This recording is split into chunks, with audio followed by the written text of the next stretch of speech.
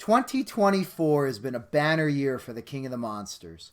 The MonsterVerse The New Empire recently released, and Godzilla Minus One received an Academy Award. Godzilla figures and toys are in retail stores and on the internet, while the official Godzilla website is selling merchandise out of Japan.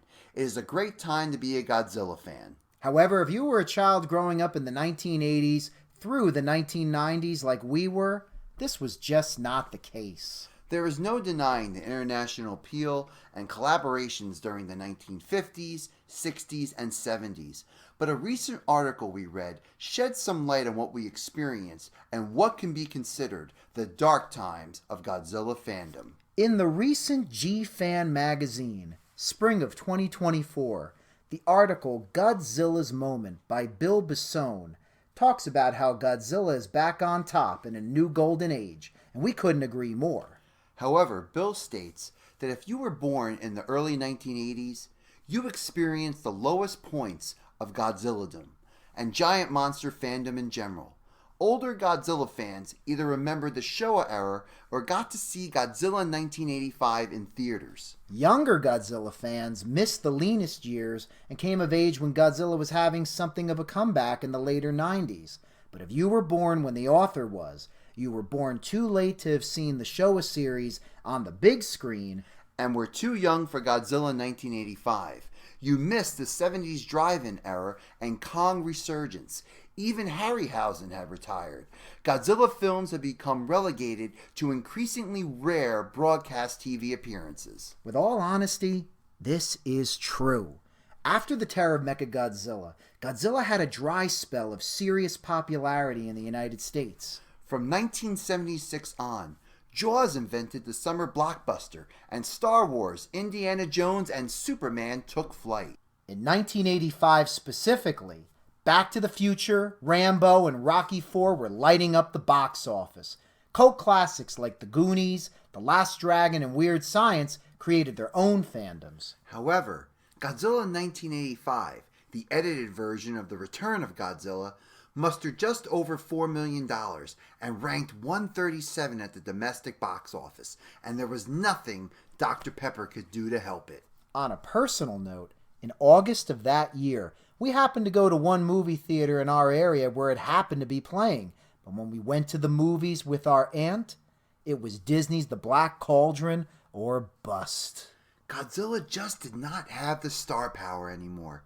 It wouldn't be until the 1998 TriStar American Godzilla release that we would see another iteration of a creature called Godzilla in a wide theater release. Your best bet was Saturday afternoon monster TV shows. I'm talking about Super Scary Saturdays with Grandpa on the TBS Superstation. Or Morgus the Magnificent on WPIX-11, the crazy scientist who was a part of the higher order and attempted to help mankind while making a few bucks on the side.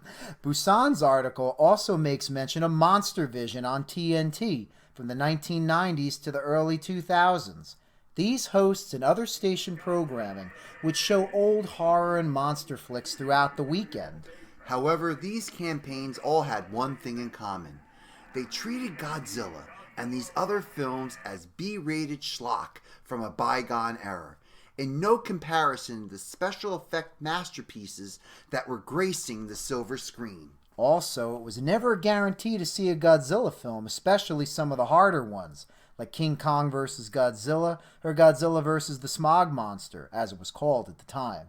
As the article states as well, VHS tapes were your best bet, and mostly consisted of Showa films like Godzilla vs. Monster Zero or the many iterations of Godzilla vs. Megalon.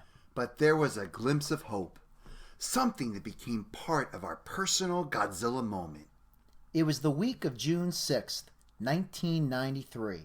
Jurassic Park was getting ready to release, and we were finally going to get our first taste of dinosaurs on the big screen. However, there are more important things to take care of, like checking the back section of our latest TV guide.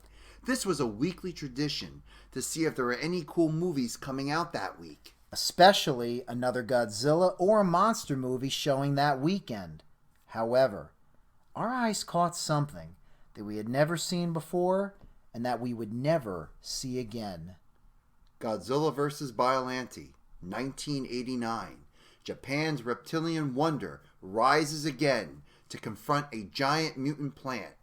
Thursday, 6:15 p.m. on Cinemax? Godzilla vs. Biollante? What was this movie?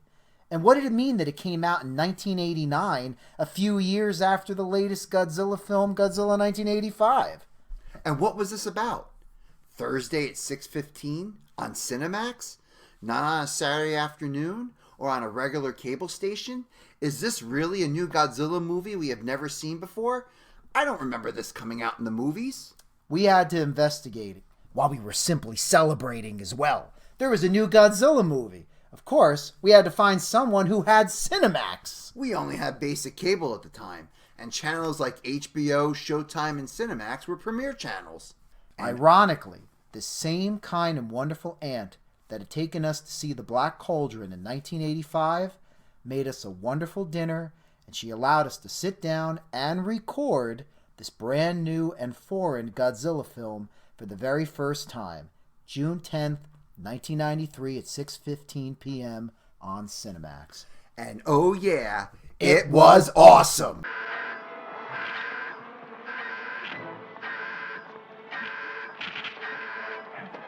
Amen.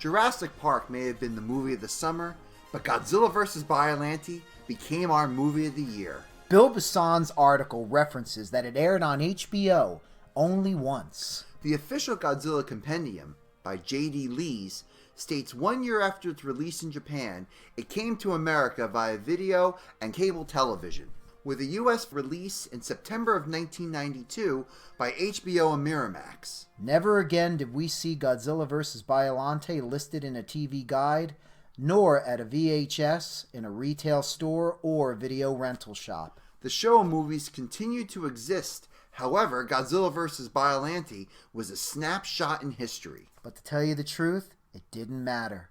This viewing on June 10th, 1993, started a revival that Godzilla was still alive and there must be more to experience out there. This was the first time that we had experienced a new Godzilla movie released in the United States, and we could call it our own. Even though it was 4 years removed from its Japanese release, but releasing in 1993, it was a fresh and serious film. We were also not children, searching the back alleys of Saturday afternoons. This was more than a retelling of the original Godzilla, a brand new enemy, new weapons, new characters, and an awesome Godzilla design. But and above all, a continuation of the series. Thanks to some God-inspired events, we were soon able to discover that there were bootlegged versions of the continuing Heisei series. Continuing our exploration into this new universe. That is until these movies were finally released stateside, thanks in part to that TriStar release that happened in 1998. Today, we are experiencing Godzilla's 70th anniversary. We would also like to commemorate the 31st anniversary of our Godzilla G-Day, June 10th, 2024. Where a new Godzilla premiered to us in the United States. Like previous years, we will take out the TV guide, put on a copy of our film, and enjoy what has become one of our favorite Godzilla kaiju films. So tell us, let us know in the comments, what was your special Godzilla moment? Do you have your own G-Day or special memory where the world of Godzilla really opened up for you, or when you discovered you were not alone in your love of kaiju films?